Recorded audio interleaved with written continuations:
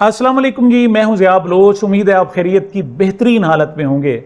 सामीन, आईनी तरमीम को तकरीबन 36 घंटे गुजर चुके। ये मामला आहिस्ता आहिस्ता ऐसे कूल डाउन हो रहा है, ठंडा हो रहा है, लेकिन एक भौचाल की कैफियत थी।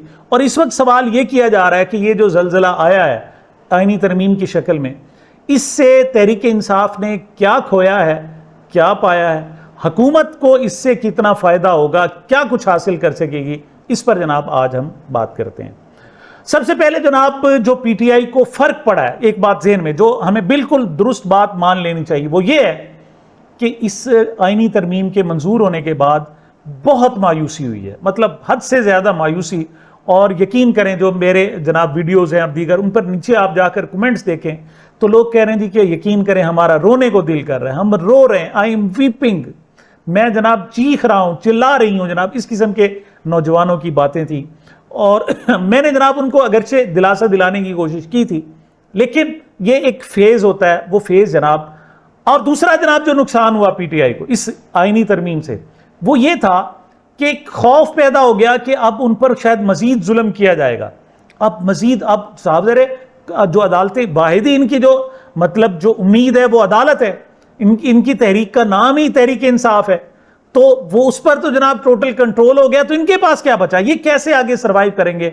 तो ये जनाब एक खौफ था। और याद रखिएगा, ये उम्मीद होती है जो खौफ को ख़त्म करती है, और मायूसी पर अगर आ जाए तो खौफ को बढ़ा देती है।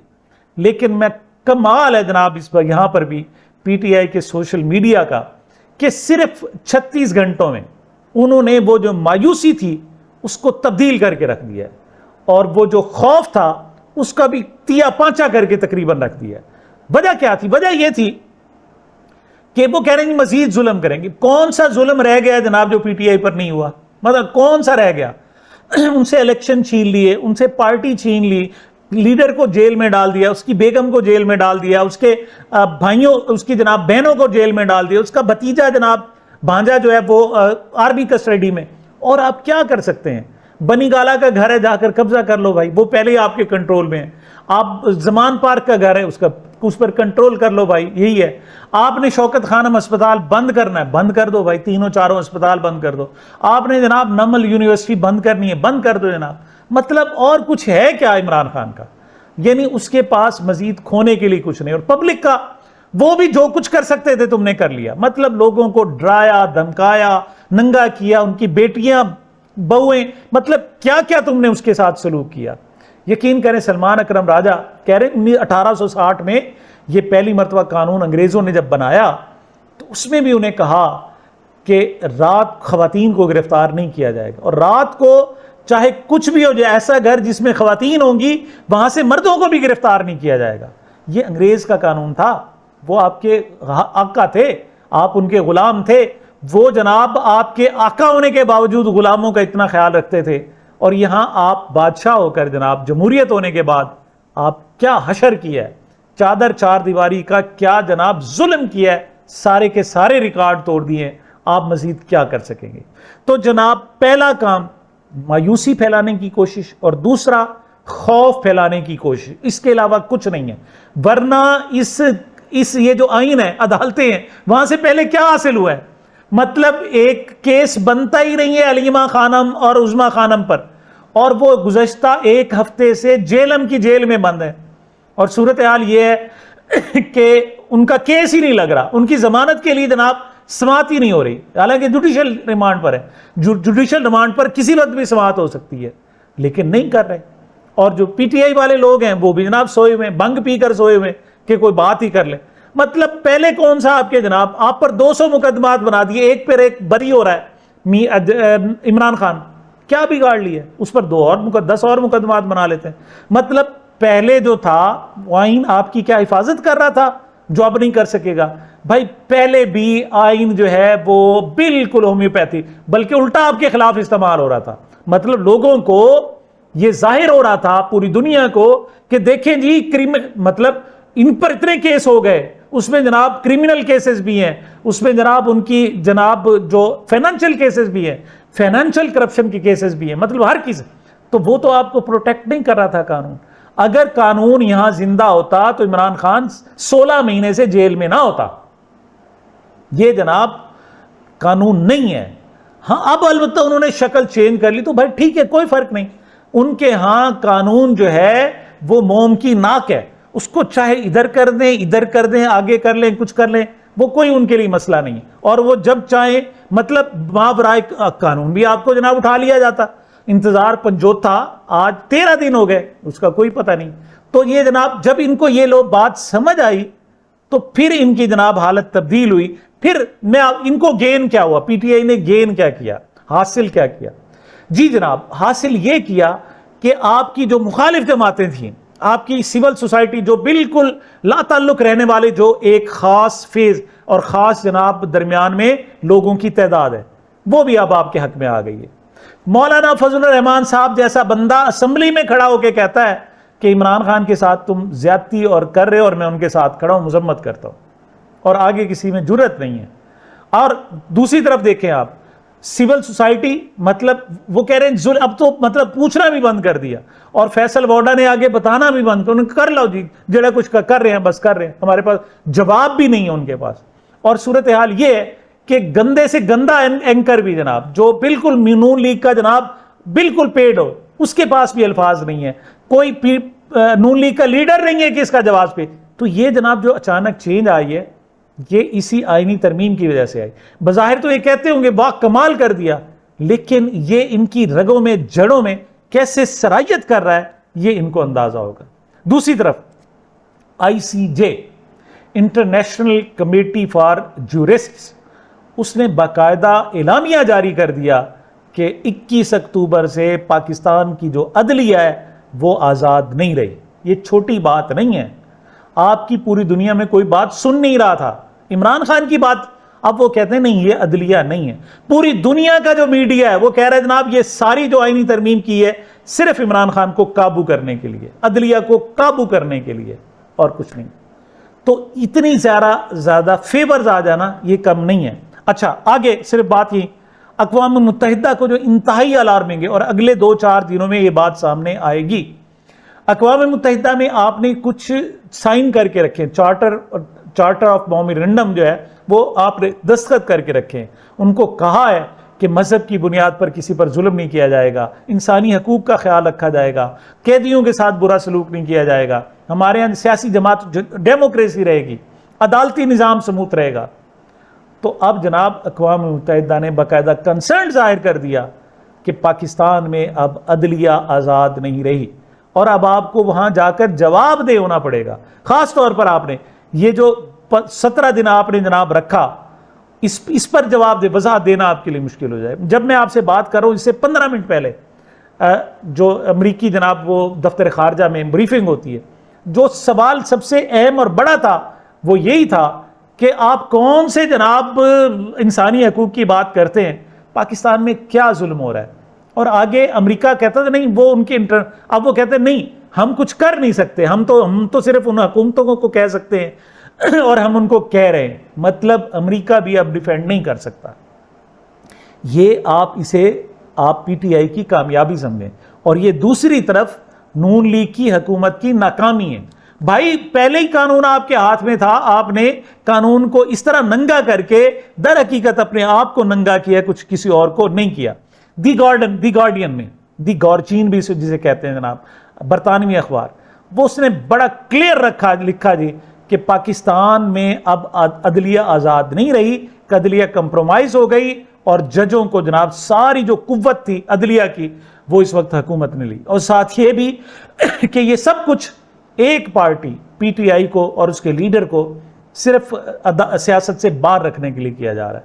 مطلب یہ وہ باتیں تھیں جو پہلے عمران خان کہتا تھا اب وہ پوری دنیا کہہ رہی ہے. یہ چھوٹی بات نہیں ہے. عمران خان کو کہتے ہو نا تو کہ ہم نے اس سے جناب ہوپ حاصل کر لی، نہیں تم نے ہوپ حاصل نہیں کی، تم نے جناب اپنے پاؤں پر خود کلہاڑی ماری ہے. تم آگے دیکھو اس کے کانسیکوینسز کیسے آتے ہیں. جیو جیسا جناب پروگرام، میں ریما عمر کی بات سن رہا تھا، اس نے کہا جی میں بالکل میرے پاس الفاظ نہیں ہیں، اور ساتھ سہیل بڑائچ اور سلیم صافی صاحب جیسے لوگ بیٹھے ہوئے یوں گونگ بن کے بیٹھے ہوئے تھے. وجہ یہ ہے کہ ان کے پاس اب ڈیفینڈ کرنے کے لیے کچھ رہا نہیں. اگلی بات، وکلا کبھی آپ کے ساتھ ہوتے تھے کبھی نہیں ہوتے تھے. اس واقعے کے بعد وکلا آپ کے ساتھ کھڑے ہیں. اب وہ کہہ رہے ہیں آؤ ہمارے ساتھ آؤ، آؤ ہم تحریک ہم چلاتے ہیں، آؤ آپ ہمارے ساتھ کھڑے ہو جاؤ. یہ کوئی کم بات نہیں ہے. کراچی بار نے، بلوچستان بار نے، پنجاب بار نے، لاہور بار نے، اسلام آباد، مطلب تمام جو وکلا کی بڑی بڑی تنظیمیں ہیں سوائے سندھ بار کے، انہوں نے کنڈیم کر دیا اس کو، اور انہوں نے کہا جی کسی صورت بھی قبول نہیں ہے. اور اب ہونے تو دیں نا اجلاس یہ جو ہونے والا ہے، کہ جس میں نئے چیف جسٹس کو کسے اگر منصور علی شاہ کو اب یہ کر لیتے ہیں نا تو انہی کے حق میں بہتر ہوگا. شاید یہ اس احتجاج کو اور لائرز موومنٹ کو روک لیں، ورنہ یہ بھی نہیں ہوگا. تو لائرز کی جو ہمدردی ہیں سول سوسائٹی کے ساتھ، یہ بھی پی ٹی آئی کو ملی ہیں. یہ صرف آئینی ترمیم کی وجہ سے ملی ہیں، ورنہ کوئی اور صورت نظر نہیں آ رہی تھی. اور آگے بات، آپ کا کیا خیال ہے ججز خاموش رہیں گے اس ساری صورتحال پر؟ 3 چیزیں ہو سکتی ہیں. ججز استعفے دے دیں. اور استعفے کیوں دیں؟ ایک بات یاد رکھیں، یہ جو عام جج نہیں ہے، مطلب یہ بطور وکیل کروڑوں روپے کما رہے تھے، اور آپ نے 10 12 14 لاکھ روپے ان کو تنخواہ دے کے، وجہ کہ یہ عزت کمانا چاہتے، عزت کے لیے بیٹھے ہوئے تھے.